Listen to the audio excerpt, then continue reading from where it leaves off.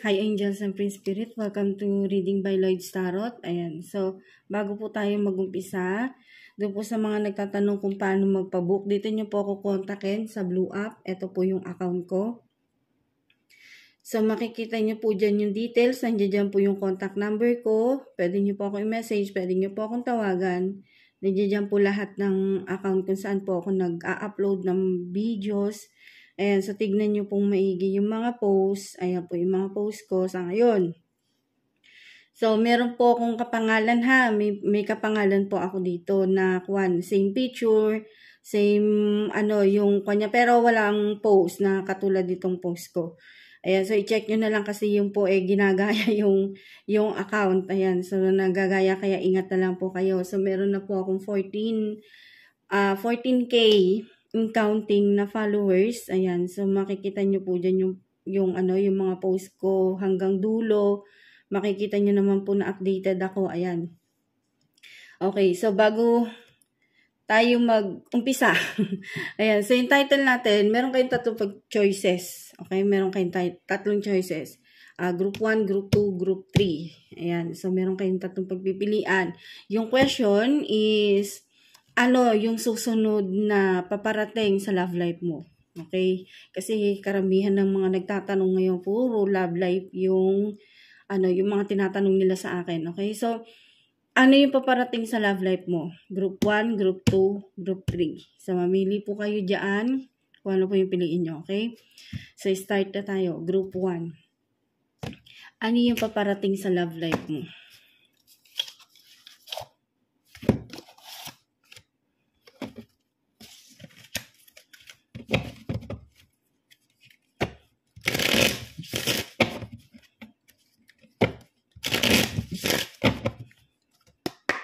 Ano yung paparating sa love life mo?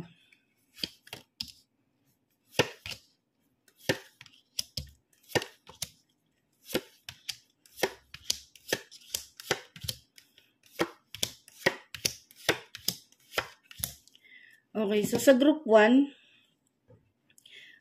may nababibe ako dito na sa situation, challenge, advice, and outcome, no? Yung pagdating sa love life ninyo.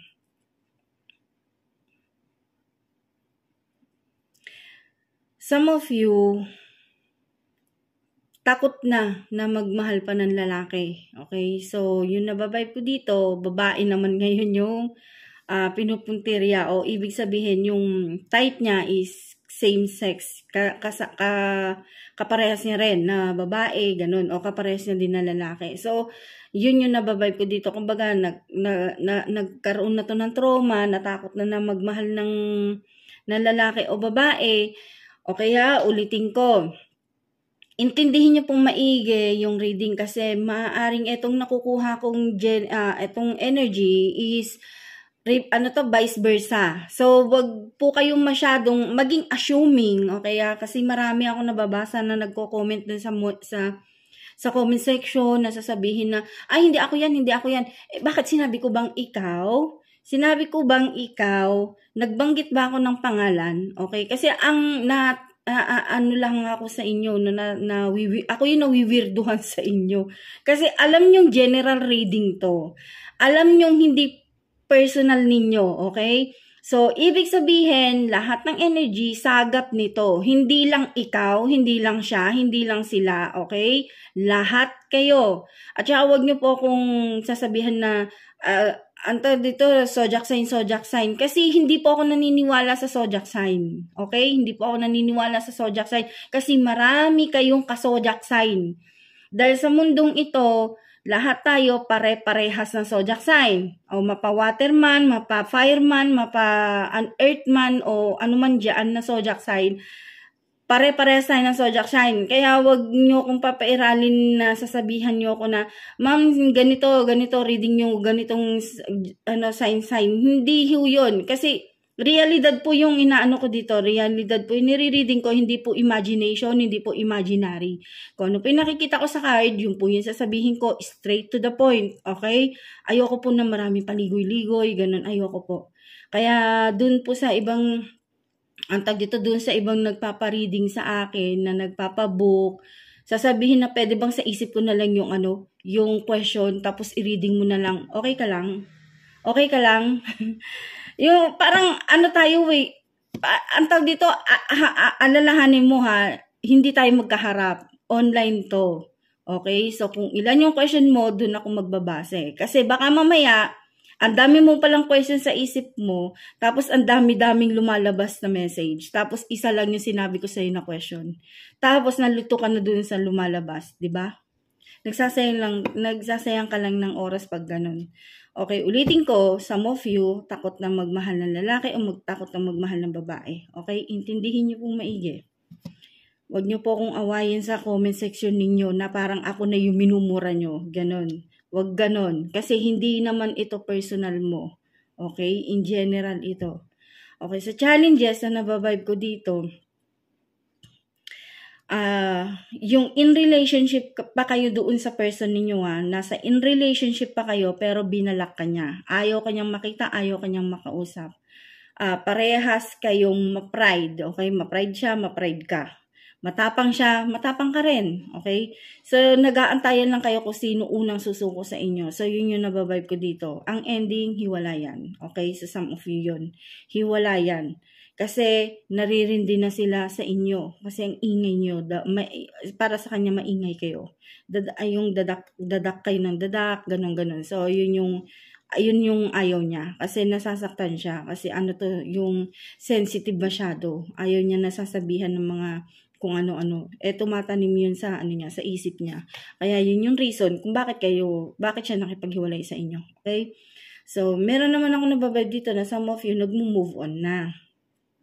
Okay, parang gusto nyo na lang ng bago, na makasama. Kaso nga lang, yung iba sa inyo, yung lumalabas dito, yung iba sa inyo, nakahanap nga kayo ng bago na magmamahal sa inyo, pero kalaunan, parehas lang din itong past ninyo.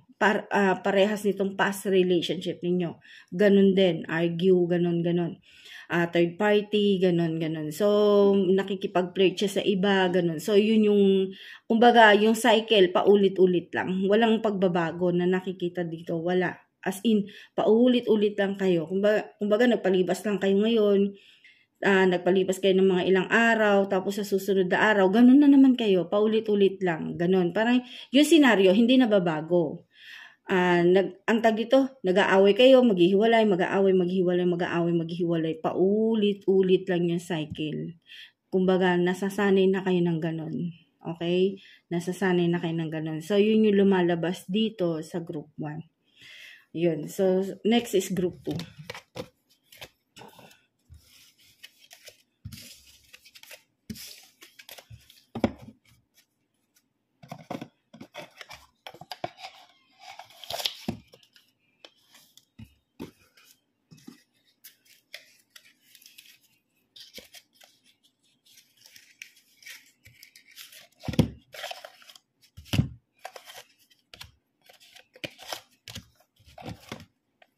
Okay, next is group 2. Ano yung next na mangyayari sa relationship mo? Ano yung paparating sa love life mo? Ano yung mangyayari sa next relationship mo? Okay, so general po ito ha. General, hindi po to personal reading mo. Kaya, wag pong mag-assume masyado na parang aawayan nyo ko. Ayan. Okay, so doon po sa mga ibang nagtatanong kung paano po magpabook, saan pwedeng magpabook, ito po yung account ko, okay? Ito po yung account ko, dito nyo po ako i-message.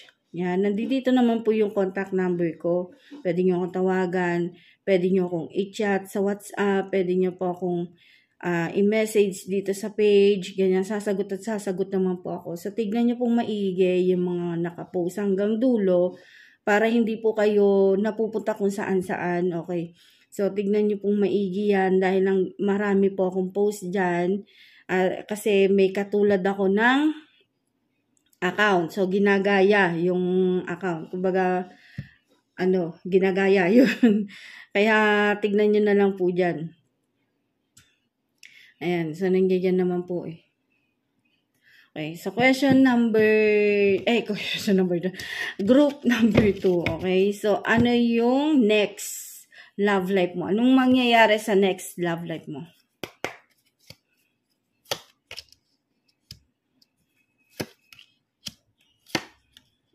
Parang ang daming nagmo-move on ngayon, no? Kaso, nagbabalikan din. Move on, pero balikan. Move on, pero balikan ulit. Ganon. Ayan. So, next na mangyayari sa love life mo. Some of you, sa nakikita ko naman dito, yung person ninyo, may pinagagawa. Ito, masculine to masculine, feminine, vice versa. Ayan. So, may pinapagawa kasi gusto niyang bigyan ng ulit ng chance yung relationship ninyo. Kaya mo siya naiisip at kaya kanya rin naiisip dahil may pinagawa siya sa'yo. Alam mo na kung ano yun. Ayun. So, meron siyang pinagawa sa'yo. Na magkabalikan kayo, tawagan mo siya, yung siya lang yung babalikan mo, wala nang iba. Yun yung nababay ko dito, okay? So, sa challenges na nakikita ko dito, kahit na anong kasalanan na nagawa niya sa'yo, handa ka pa rin patawarin tong tao na to. At ganun din siya. Kumbaga, kahit na anong nagawa mo kasalanan sa kanya, handa ka niyang patawarin. Gusto niya magkabalikan kayo. Kahit na meron ng ahasan na nangyari sa ninyo, current relationship ninyong dalawa na kumbaga nagkaroon na ng something sneaky, etong person mo, handa ka pa rin tanggapin. Some of you, kasal na dito sa tao na to, at some of you, hindi pa. Okay? Sa advice na nababibe ko dito, etong person mo na to,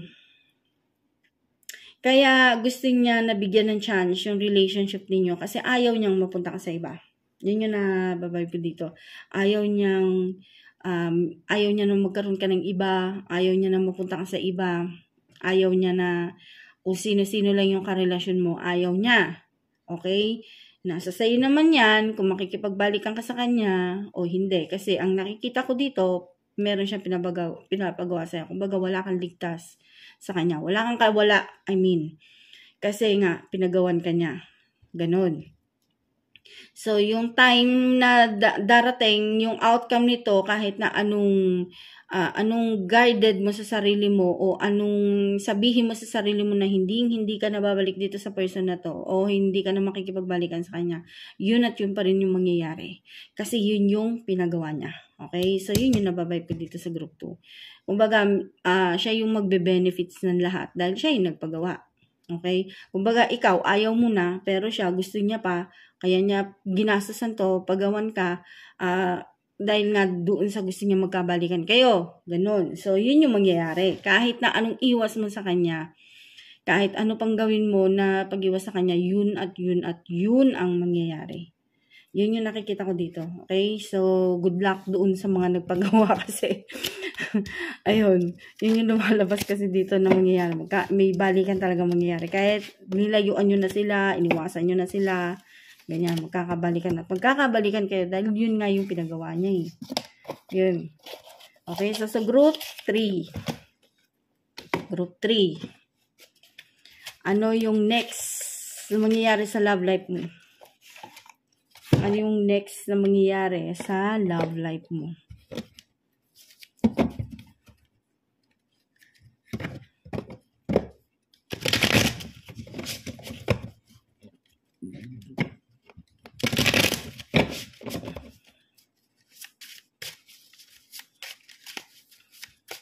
Ano yung next na mangyayari sa love life mo?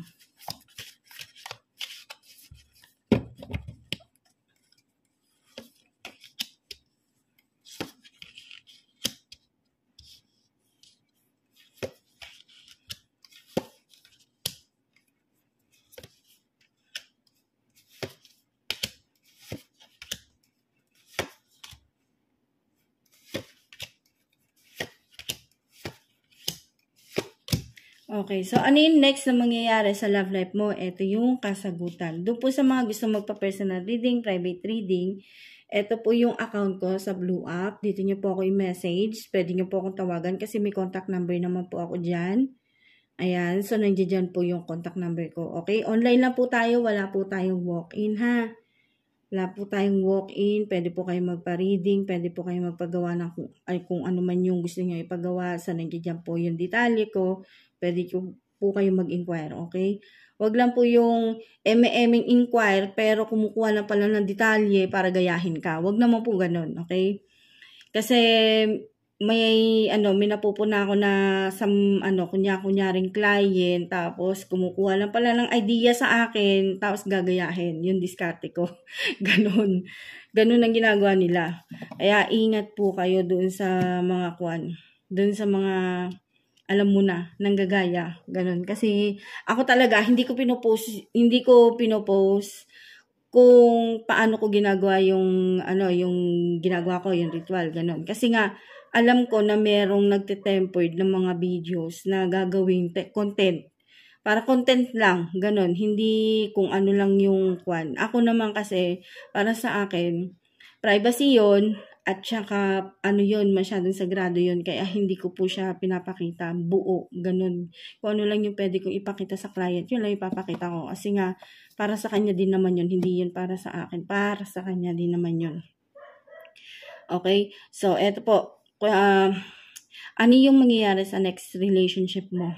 Okay? So, sa group 3, eto po yung mangyayari sa next relationship mo.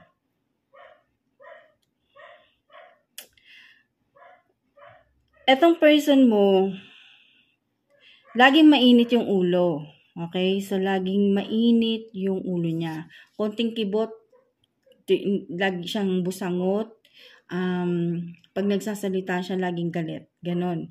So, etong tao na to, kahit na ganyan siya palagi sa'yo, kumbaga, wala, tinitiis mo na lang. Para siyang, yung etong babae, etong si feminine, para siyang, hindi naman bothered wife, ganun. Parang, siya, yung martir, kumbaga, ganun. Basta, may pagkaganon, may pagkamartir etong babae na to, ganun. Kahit may love naman. Kumbaga, meron naman love sa kanilang dalawa. Kaso nga lang, pag nagtatalo sila, grabe kung mag-away. Halos naninira na ng gamit, ganun. Nagkakasiraan na ng damdamin, nilalabas na yung mga baho, ganun. So, yung mga sikreto na dapat hindi sinasabi, lumalabas, ganun. So, yun yung nababibe ko dito, okay? So, sa challenges, sa nababibe ko kasi dito, inside and out, okay ka naman. Matapang ka, yes, oo, pero kumbaga, mabuti ka naman tao. Kaso, tinitiis mo na lang yung sakit na nararamdaman mo dito sa person mo kasi nga, ganun ka magmahal sa kanya. Kahit na nasasaktan ka na, talagang kumakapit ka pa rin sa relationship ninyo kasi nga, mahal mo siya. Okay? Na ganun din yung masculine. Okay? So, vice versa. Okay? So, sa advice na nababibe ko dito, kumbaga, hindi ka man niya natutulungan financially, pero natutulungan ka naman niya sa ibang bagay. Yun yung nababibe ko dito. Baga, pagdating sa pagkain, pagdating sa material, ganun. Pero hindi ganun kalaki yung binibigay niya sa yung pera. Pero pagdating sa mga ibang bagay, luho, ganyan, naibibigay niya naman. Hindi nga lang ganun kalaki. Okay? So, yun yung nababibe ko dito. Masaya naman kayo magkasama. So, yun naman yung nakikita ko dito na masaya kayong nagsasama, masaya kayong kung saan pumupunta, sa Mofew, ganyan. Kumbaga, parang ang dating ng relationship mo dito sa person na to is para na talaga kayong tunay na mag-asawa. So, yun yung nababibe ko. Yan, sabi kayong kumain, matulog, mamasyal, magkasama kayo, ganyan. So, yun yung nababibe ko dito. Yun nga lang, yung kalahati, alam mo yung ibig ko sabihin? Yung ibig ko sabihin, yung relationship niyo, yung kalahati maganda, yung kalahati pangit. Dahil nga, etong tao na to, hindi alam ng iba. Although, alam na nila siguro, okay? Siguro nagkakaroon na sila ng idea na ganito ginagawa ng person mo sa'yo, pero hinahayaan mo lang, pinagtatakpan mo. Kumbaga, hinahayaan mo lang na wala kang pakialam sa sasabihin ng iba. Yan yung nakikita ko kasi nga ganun mo siya kamahal. Ganun mo siya depensahan. Ganun. Kahit na sinisiraan ka nitong tao na to, etong person mo sa iba, wala na. Hindi mo na inintindi. Ganon. So, binigay mo na yung chance na ulit na dapat para sa iba. Ganon. So, yun yung nababibe ko dito. Okay? Yung chance na pwedeng magbago yung buhay mo kaysa doon sa dati. Kaso, initsapera mo yun. Binalikan mo itong luma. So, yun yung nababibe ko dito. Okay? Binalikan mo yung luma, hindi mo tinanggap, hindi mo inaccept itong bagong magandang opportunity sa'yo. Okay? So, yun yung nababibe ko dito. Ayan. So, doon po ulit sa mga gusto magpa-personal reading, online lang po tayo. Ito po yung account ko. Hanapin nyo po ako dyan. Yung tunay po talaga na pangalan nitong account na to is Reading by Lloyd Tarot. Pinalitan ko lang nung nakaraan dahil nga sabi, mahirap daw tandaan. Pero ibabalik ko ulit sa dati. Kung saan ako nakilala, doon ko po ibabalik ulit yung pangalan nitong account na to. Okay? Para hindi kayo nalilito. Ganyan. Kasi may nanggagaya na ng pangalan eh. May nanggagaya na talaga. Ayan. So, ito po yung mga post ko. Check nyo po maigi, ha? So, ayan. So, yun lang po. Maraming salamat. Thank you and God bless. See you in next vlog. Thank you and bye-bye.